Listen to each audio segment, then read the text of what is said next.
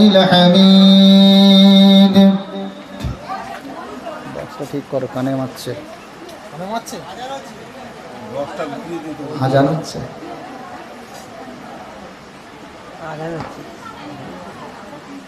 إن الله وملائكته يصلون على النبي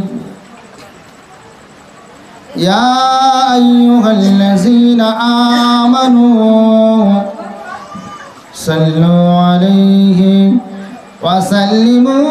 وسلموا تسليما اللهم صل على سيدنا مولانا محمد وعلى آل سيدنا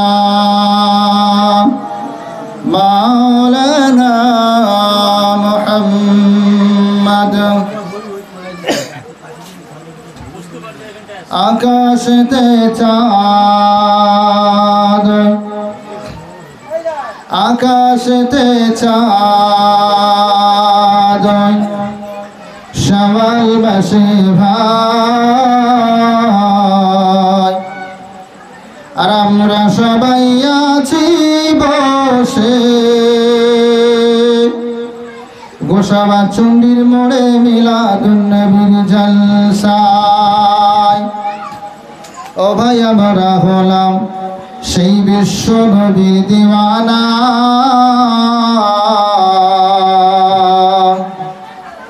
ও গো খোদা কখন যাব ওই না সোনার মদিনা আল্লাহুম্মা সাল্লি আলা সাইয়্যিদিনা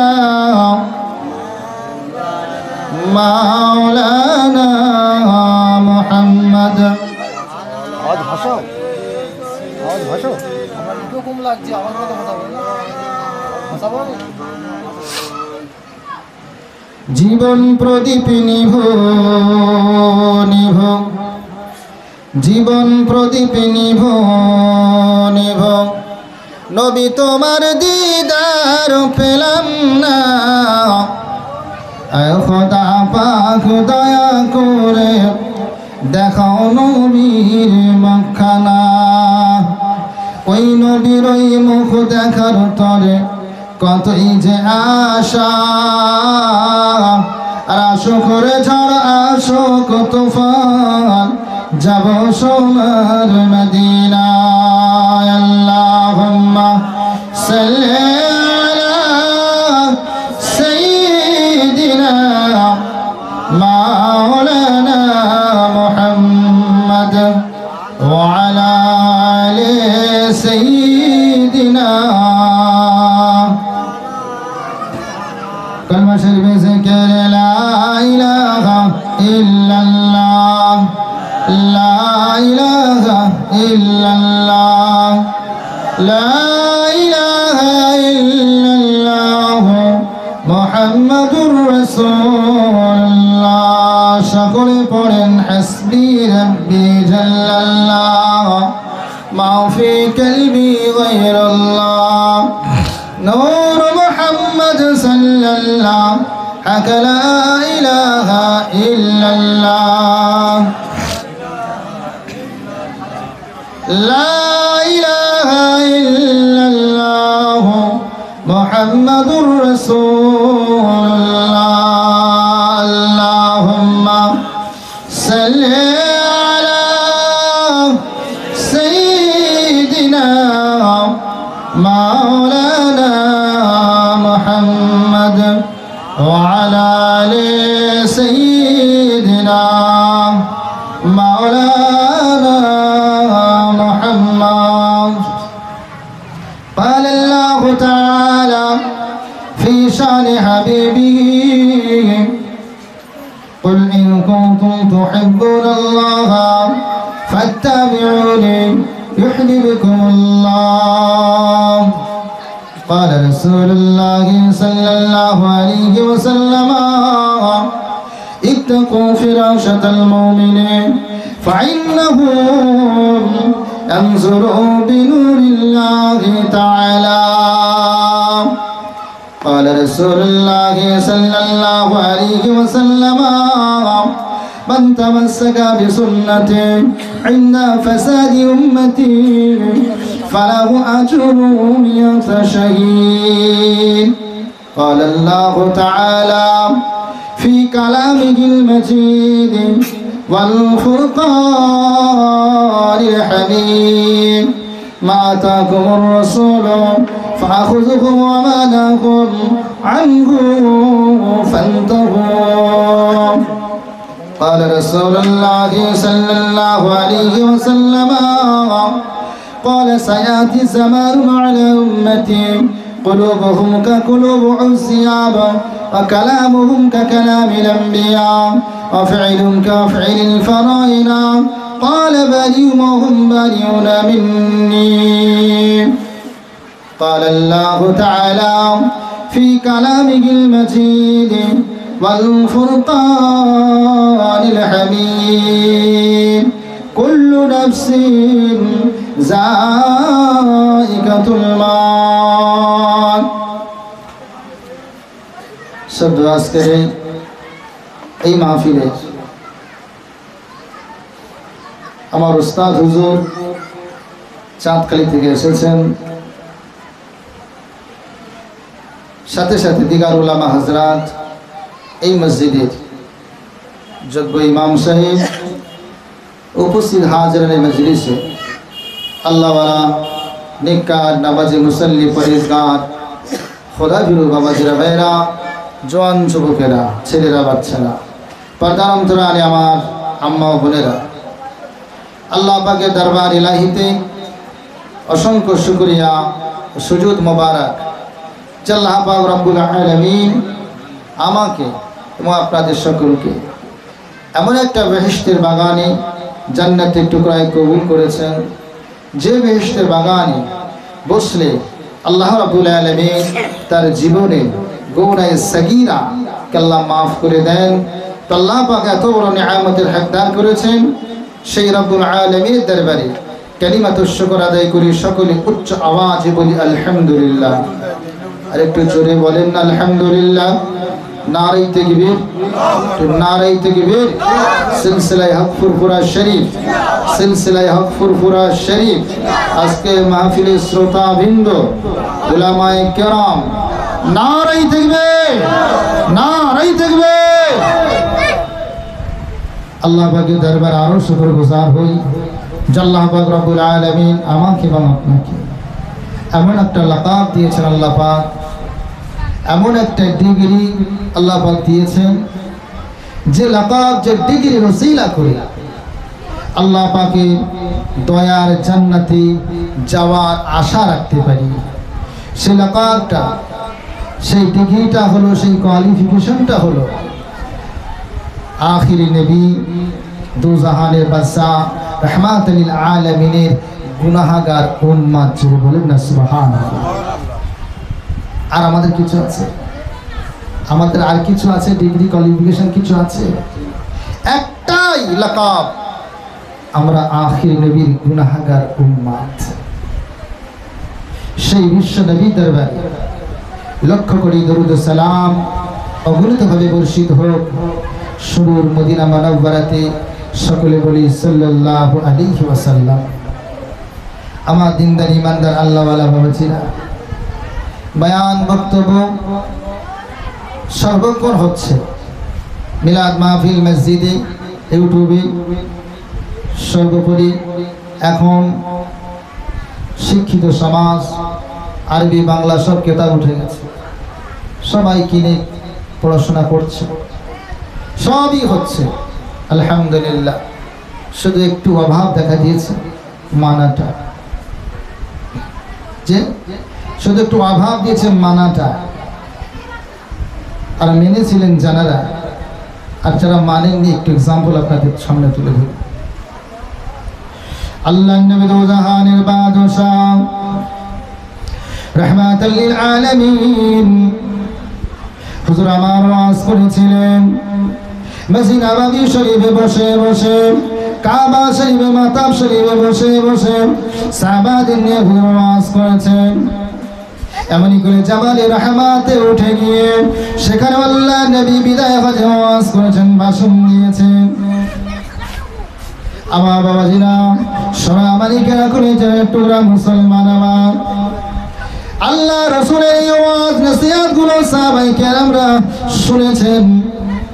হযরত আবু বকর, হযরত উমর, হযরত উসমান, হযরত আলী রাদিয়াল্লাহু তাআলা আনহুম, হুজুর সাহাবারা সব শুনেছিলেন। শোনার পরে আল্লাহ রাসূলের কথাগুলো শোনার পরে তারা নিজেদের জীবনে অ্যানালাইজ করেছে, চিন্তা ভাবনা করেছে, গবেষণা করেছে। আল্লাহ রাসূলের কথা মতো তারা ওঠা বসা, চলাফেরা, লেনদেন, কাজ কারবার, তাদের জীবনটা আল্লাহ রাসূলের পথে চালিত করেছে।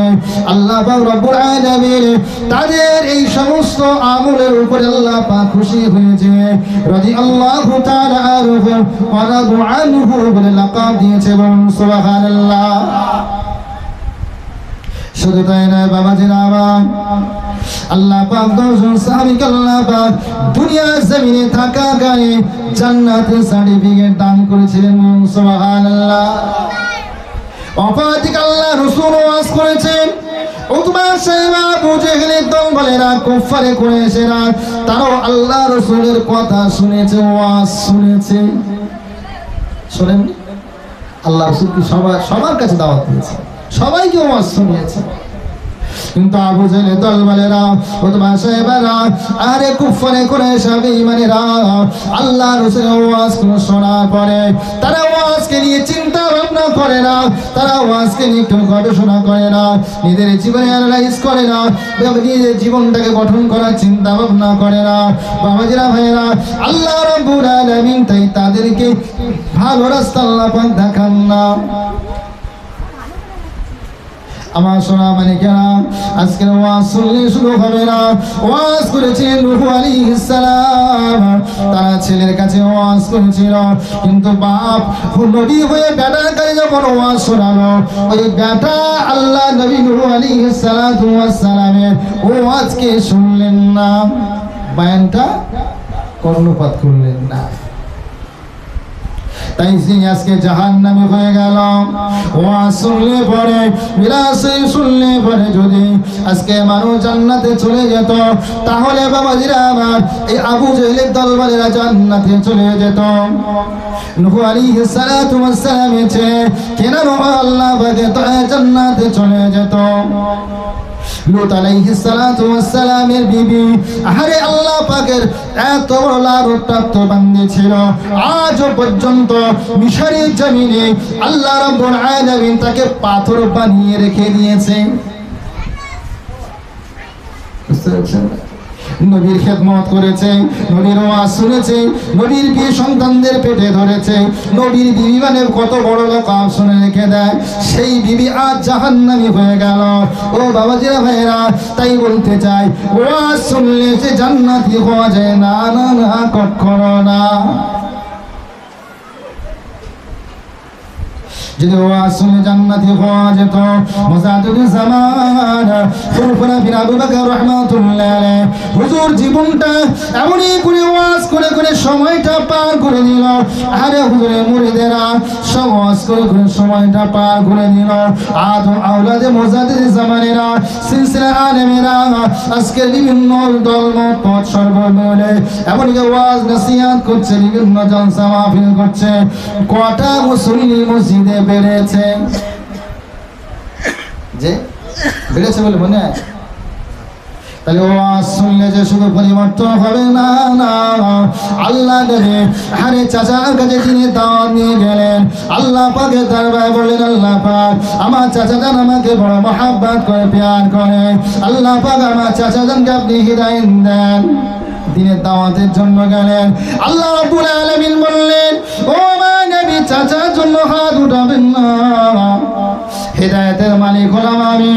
আইন্নাকা লা তাহদি মান আহবাবতা, ও নবী গো, তুমি হিদায়াত দিতে পারো না, তোমার কাজ হলো বলা। এই প্রসঙ্গে একটা ঘটনা মনে পড়ে যায়। আল্লাহ নবী একদিন একটা এমনই করে একটা বেঈমান ইহুদির কাছে দিনের দাওয়াত নিয়ে গেলেন। দিনের দাওয়াত নিয়ে যখন গেল, ওই বেঈমান বেদুইনটা আল্লাহ রাসূলের দাওয়াতটাকে গ্রহণ করলো না, আল্লাহ রাসূলকে ছোট বড় কথা বলল। আল্লাহ নবী তারপরে দিন গেল, আল্লাহ নবী আল্লাহ রাসূলকে এমনই করে গালিগালাজ করলো। পরের দিন গেল, আল্লাহ রাসূলকে মার লাগিয়ে দিল। ও বাবাজিরা ভাইরা, আল্লাহ নবী এরকম একবার দুবার তিনবার চারবার নয়, আল্লাহ নবী 69 বার গেলেন। কবার বললাম? 69 বার গেলেন। 69 বার যাওয়ার পরে আর আল্লাহ রাসূলকে ফিরিয়ে দিল। 70 বারের মাথায় যখন আল্লাহ নবী দিনের দাওয়াত নিয়ে গেলেন, আরে ওই বেঈমান বেদুইনটা রাসূলুল্লাহ কিছু বলল না। ভাবছে যে এই ব্যক্তিটা, আমি এত গালিগালাজ করলাম, এত ছোট বড় কথা বললাম, এত অত্যাচার করলাম, তবুও আমার কাছে বারবার আসে, নিশ্চয়ই আমার ভাইয়ের জন্য আসে। দেখা যাক একবার কথাটা মেনে নেই। আল্লাহ রাসূল সাল্লাল্লাহু আলাইহি ওয়াসাল্লামকে বললেন, ইয়া রাসূলুল্লাহ হাবিবাল্লাহ, আপনার নূরের হাতখানা একটু বাড়িয়ে দেন, আমি আপনার কথা মেনে নেব। আল্লাহ রাসূল দেরি করলেন না, আল্লাহ রাসূল নূরের হাতখানা বাড়িয়ে দিলেন। ওই বেঈমান ইহুদিটা রাসূলের হাতে হাত দিয়ে ইমানের কালেমা পড়ে মুসলমান হয়ে গেল। বলেন না সুবহানাল্লাহ। আচ্ছা, আল্লাহ রাসূল যদি বারবার না যেত, ও মুসলমান হতো বলে মনে হয়? তাই আজকে আলিম উলামা ইমাম সাহেব এদের কাজ হচ্ছে বলা, আর আপনাদের কাজ হচ্ছে শোনার পরে সেটাকে অ্যানালাইজ করা, আত্মসমীক্ষা করা, করে নিজের জীবনটাকে পরিবর্তন ঘটানো। আমার জিন্দার ইমানদার বাবাজিরা, যদি আপনি জীবনটাকে পরিবর্তন করতে পারেন, আল্লাহ রাসূল বললেন, ইত্তাকু ফিরাশাতাল মুমিনি ফাইন্নাহু ইয়ানজুরু বিনুরিল্লাহি তাআলা।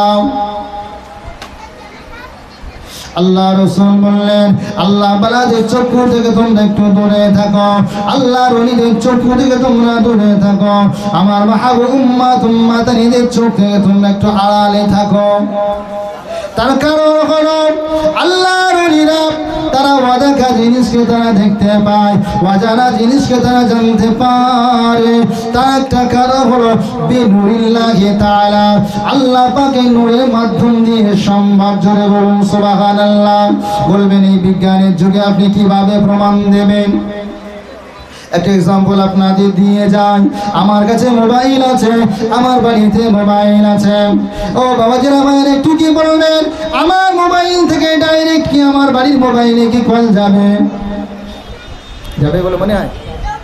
মোবাইল টু মোবাইল কথা হয় ডাইরেক্ট কি? মাঝখানে একটা কাজ করে ভাইয়া আছে, তার নাম হলো টাওয়ার।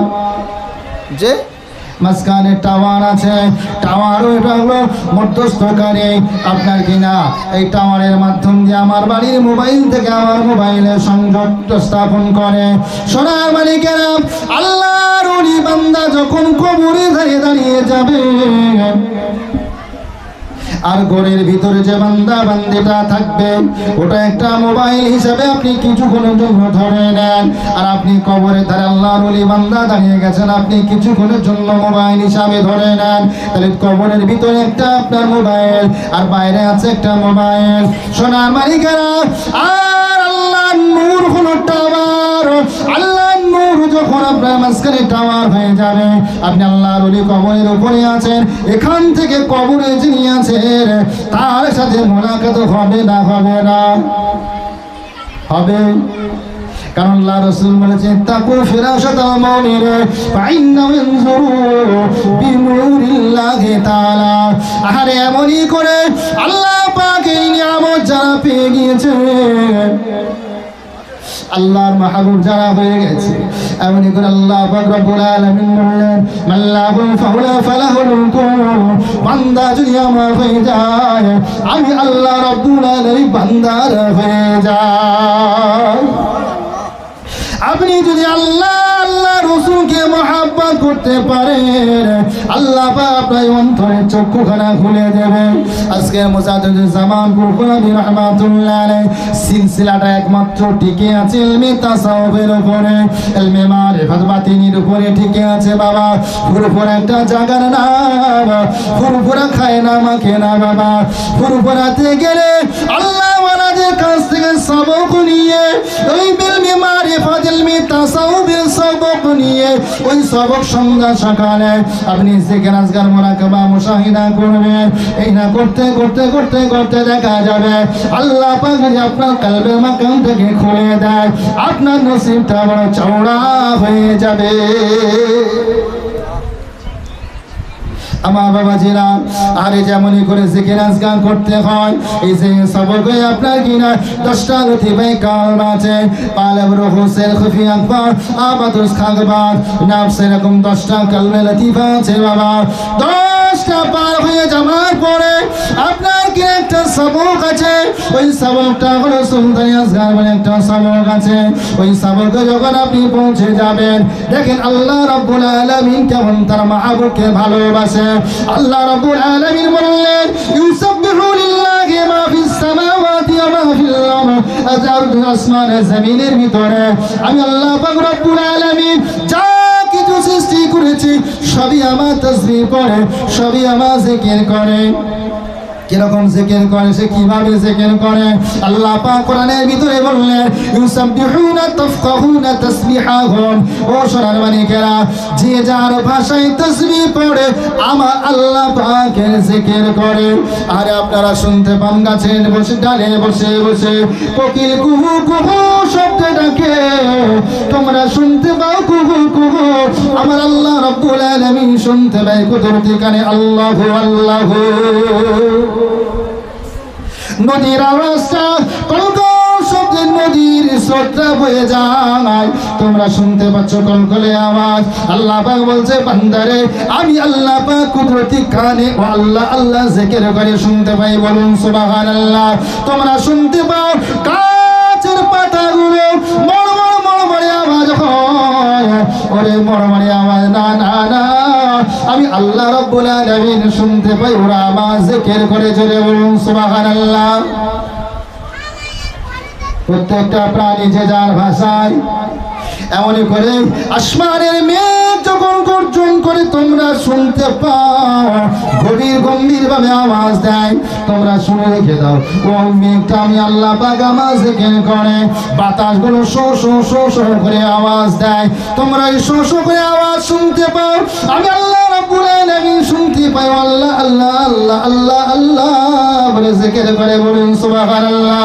যে কথা বলতে গিয়ে এখানে চলে এলাম, আরে এমনই করে সুলতানি আসগার সবক যখন আপনি পেয়ে যাবেন, এই সুলতানি আসগার সবকে চলে আসার পরে আপনি যেখানে পেশাব করতে বসেন না কেন, পায়খানা করতে বসেন না কেন, আর আপনি ঘুমাতে যান না কেন, আপনি দুনিয়ায় চলাফেরা করেন না কেন, প্রত্যেকটা বস্তুর ভিতর থেকে আল্লাহ আল্লাহ আল্লাহ আল্লাহ আল্লাহ আল্লাহ শব্দ উঠবে।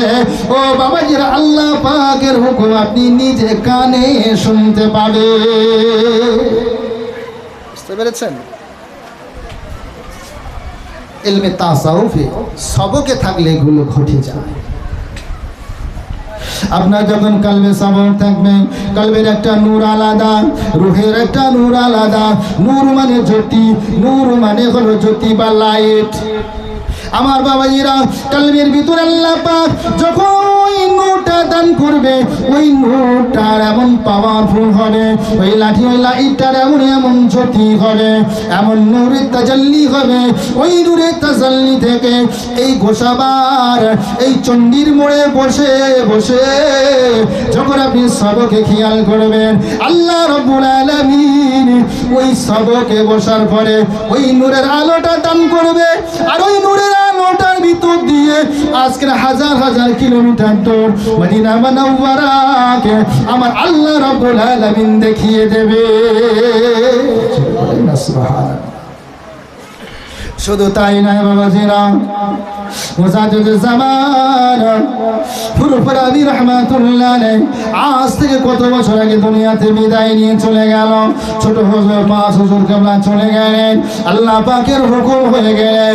আল্লাহ পাক দয়া করে যদি আপনি হাকিকতে হালাল খাদ্য খেয়ে সবকের মধ্যে থাকতে পারেন, হকের উপরে প্রতিষ্ঠিত থাকতে পারেন, আহারের সামনে খাবে মুজাদ্দিদুজ্জামান পাঁচ হুজুর কেবলার জিয়ারাত নসিব হয়ে যাবে। শুধু তাই নয়, গিরবে নামা খাজা বাবা মাইনুদ্দিন চিশতি আসমিরি রাহমাতুল্লাহ আলাইহি যিনি হলেন তার চিশতিয়া তরিকার ইমাম, হুজুরের জিয়ারাত আপনার নসিব হয়ে যাবে। আরে মুজাদ্দিদ পেসানি বাহুদ্দিন নকশবন্দি পাঞ্জাবের জমিনে শুয়ে আছে, এই যিনি নকশবন্দি ইমাম, হুজুরের জিয়ারাত আপনার খাবে নসিব হয়ে যাবে। বাবাজিরা ভাইরা, আব্দুল কাদের জিলানী রাহমাতুল্লাহ আলাইহি তিনি বাগদাদের জমিনে শুয়ে আছে, বড় পীর সাহেব রাহমাতুল্লাহ আলাইহি যিনি কাদেরিয়া তরিকার ইমাম, হুজুরের জিয়ারত আপনার খাবে নসিব হয়ে যাবে। এরকম করতে করতে দেখা যাবে আরে এমনই করে ইব্রাহিম নবী আলাইহিস সালাম, আরে এমনই করে জাতির পিতা হুজুরের নসিব জিয়ারত নসিব হয়ে যাবে। বাবা আদম আলাইহিস সালাতু ওয়াস সালাম পর্যন্ত আল্লাহ পাকের যত নবী এসেছে সমস্ত নবীদের জিয়ারত আপনার আল্লাহ পাক তাকদীরে করে দেবে। বলুন সুবহানাল্লাহ। শর্ত কি বাবা? হালাল রুজি খেতে হবে, জামানটাকে সত্য পথে চালিত করতে হবে, হকের উপরে প্রতিষ্ঠিত থাকতে হবে। আর আপনি যখন হকের উপরে প্রতিষ্ঠিত থাকবেন, জুলুম মানে সে জুলুমের শেষ হবে না, জুলুম মানে সে জুলুমের শেষ হবে না। আল্লাহ নবী যখন 40 বছর বয়স পর্যন্ত আল্লাহ নবীকে আমিন বলা হলো, সত্যবাদী বলা হলো।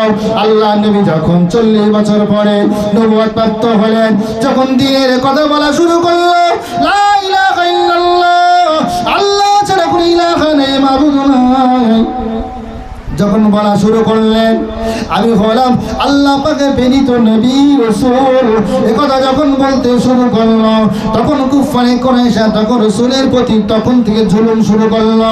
শুধু জুলুম করেন না, বললো রাসূলুল্লাহকে কাযযাব বলেছিল, মিথ্যাবাদী বলেছিল। বলেননি? বলেছিল। তার আল্লাহ রাসূল সে মানুষটাকে 40 বছর বয়স পর্যন্ত তিনি যখন আলামিন উপাধিতে ভূষিত হলেন, যেই দিনের কথা বলা শুরু করলো, হকের কথা বলা শুরু করলো, হককে প্রতিষ্ঠিত করার জন্য চেষ্টা শুরু করলো, তখন রাসূলুল্লাহ দুশমন শুরু হয়ে গেল। রাসূলুল্লাহ পিছিয়ে এসেছেন নাকি? আল্লাহ রাব্বুল আলামিন কোরআনে বললেন, বান্দা তুমি হকের উপরে প্রতিষ্ঠিত হও, তো হকের উপরে প্রতিষ্ঠিত হতে গেলে তোমার প্রতি জুলুম হবে। আমি আল্লাহ রাব্বুল আলামিন বলছি, ওয়া কানা হাক্কান আলাইনা নাসরুল মুমিনিন, আমি আল্লাহ রাব্বুল আলামিন তোমাকে সাহায্য করা আমার প্রতি ওয়াজিব হয়ে যায়। বলুন সুবহানাল্লাহ। তবে বাবা সবর করা লাগবে। এ প্রসঙ্গে একটা ঘটনা মনে পড়ে গেল। হযরত আবু বকর সিদ্দিক রাদিয়াল্লাহু তাআলা আনহু হুজুরের সাথে একটা সাহাবী তর্কাতর্কি হচ্ছে। কেছে আমাদের মতো মারপিট না, আমাদের মতো মারপিট না, এরকম গালিগালাজ, এরকম ফিতনা সাহাবায়ে কেরাম করে একটা কথা নিয়ে তর্ক হচ্ছে। তর্ক হতে হতে একটু চরম জায়গায় পৌঁছে যাচ্ছে। তর্ক হতে হতে ভোল্টেজ বাড়ে না, বাড়ছে। আল্লাহ রাসূল পাশে আছেন, আল্লাহ রাসূলের সাহাবীর সাথে দুটো সাহাবী তর্কতর্কি হচ্ছে। আল্লাহ নবী সাহাবী হযরত আবু বকর হুজুর চুপ করে আছেন, অন্য সাহাবীটা শুধু বারবার গায়ে চাপানো কথা বলছে। হযরত আবু বকর হুজুর ধৈর্য ধরতে ধরতে ধরতে ধরতে এমন একটা জায়গায় চলে গেল, হুজুর ধৈর্য হারা হয়ে গেলেন। টুক করে একটু জবাব দিল, যেই জবাব দিয়েছে আল্লাহ নবী রাহমাতুল লিল আলামিন মুখটা ঘুরিয়ে দিয়েছে।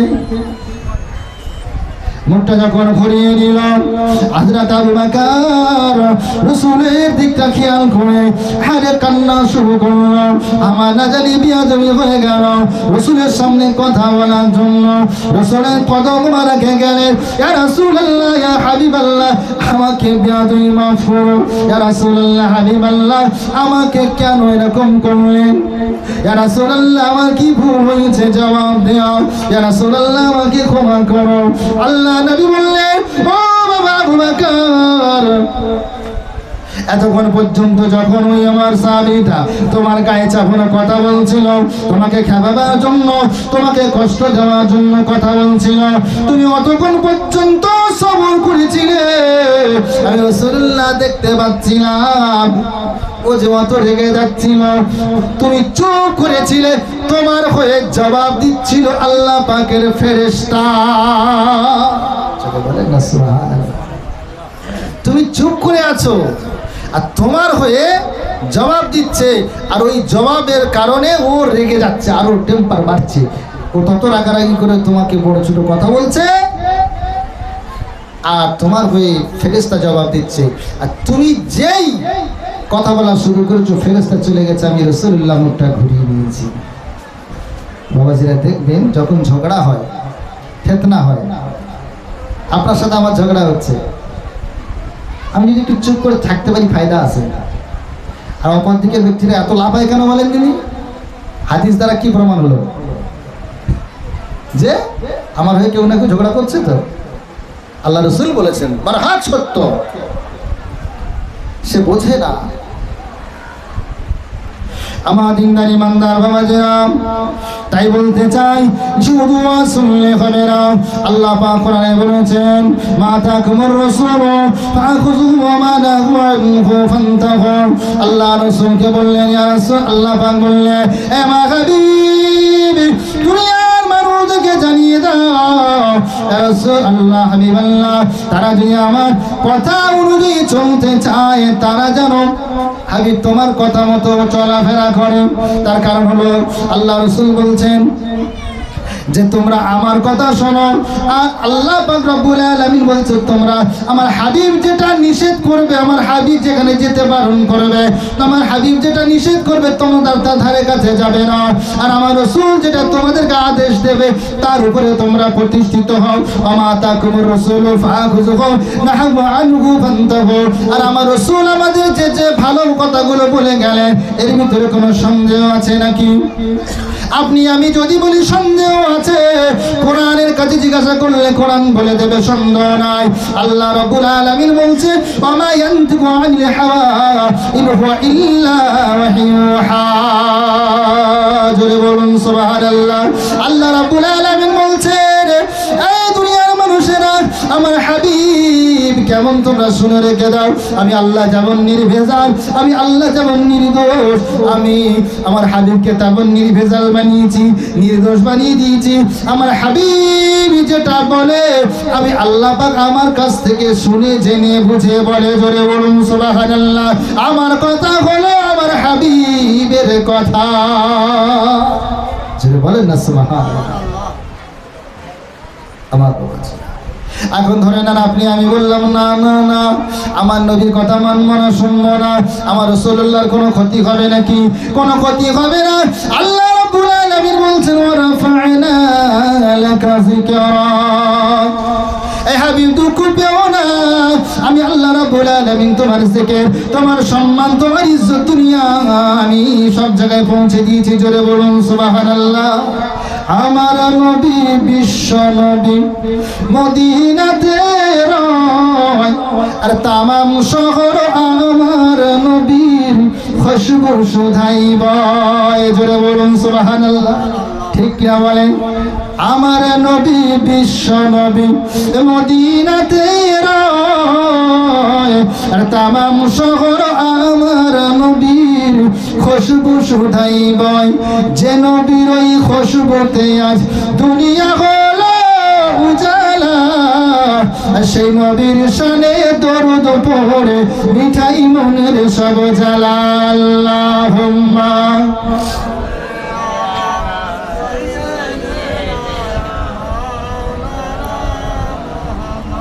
وعلى آل سيدنا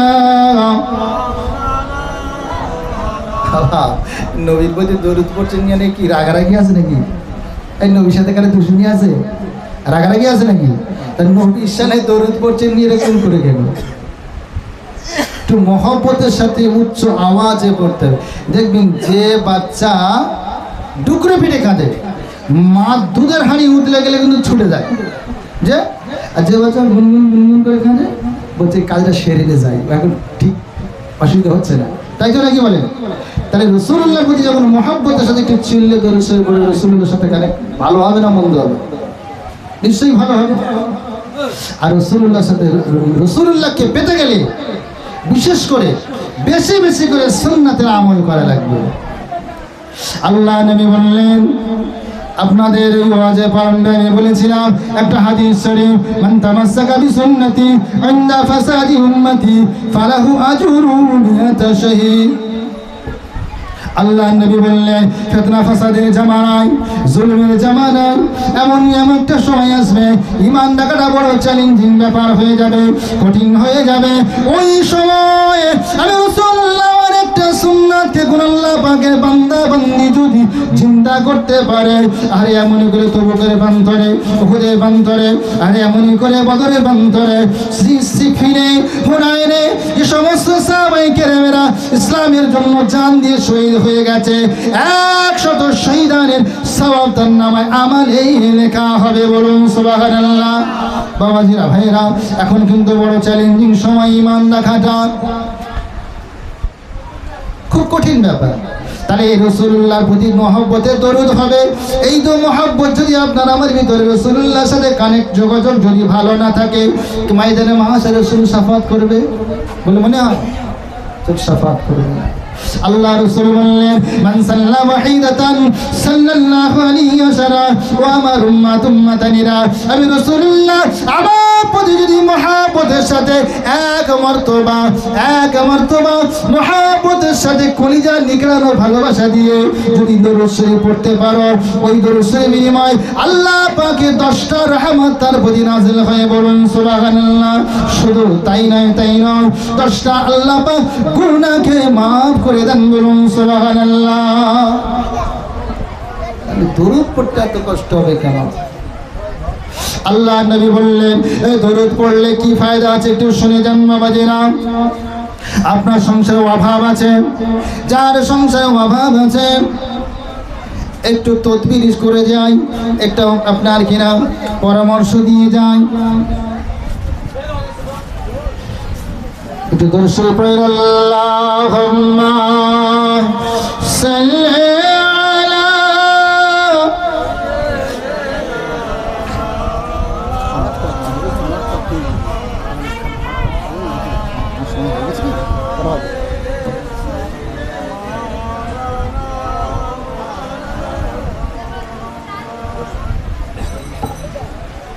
কাজ করিতে গেলেন নবী, কাজ করিতে গেলেন নবী খাদিজা বিবির বাড়িতে, নবীর প্রেমে পাগল হলো পরকালের আশাতে। লাইলির প্রেমে মজনু পাগল, ইউসুফের প্রেমে জুলাইখা, আরে বেলাল পাগল নবীর প্রেমে, আরো পাগল খাদিজা। আল্লাহুম্মা সাল্লি আলা সাইয়্যিদিনা ওয়া আলা আলি সাইয়্যিদিনা। যাই হোক, মুক্তাসার করবো, আমার ভাই এসে গেছেন, সময় স্বল্পতার কারণে আর দরুদের সম্পর্কে আলোচনা রাখতে পারলাম না। একটু মুক্তাসার দোয়া করি, তারপর আমার ভাই আসবেন। আল্লাহুম্মা আমিন। আল্লাহুম্মা আনতাস সালাম ওয়া মিনকাস সালাম, তাবারাকতা রাব্বানা ওয়া তাআলাইতা ইয়া যাল জালালিল ইকরাম।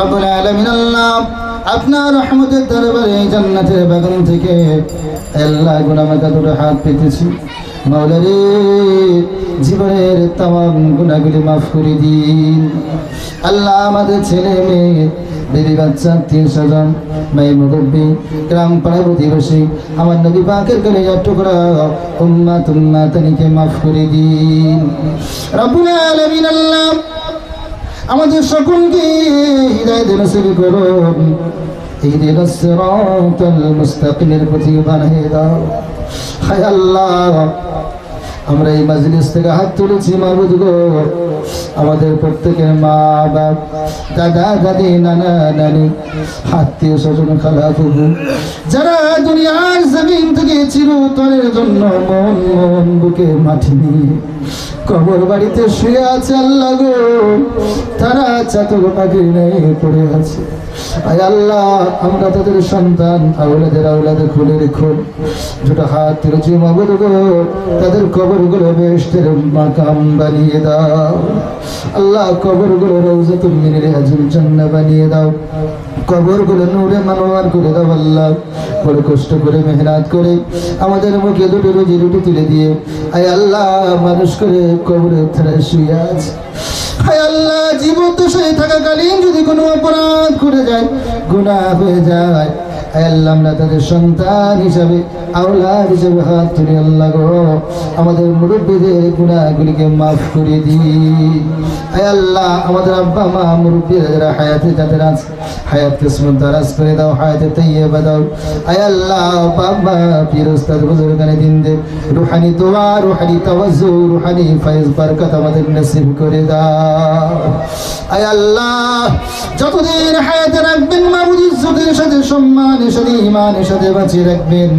যখন ডেকে নেবেন আয় আল্লাহ ঈমানের সাথে পবিত্র মাহে রমজান শরীফে জুমার দিন রোজা হালাতে মসজিদের মধ্যে আল্লাহ খাতমা বিল খাইর করে দেবে ওয়া আখিরি দাওয়ানা আলহামদুলিল্লাহি রাব্বিল আলামিন আমিন বিন কালামা লা ইলাহা ইল্লাল্লাহ মুহাম্মাদুর রাসূলুল্লাহ আসসালামু আলাইকুম দরুদ শরীফ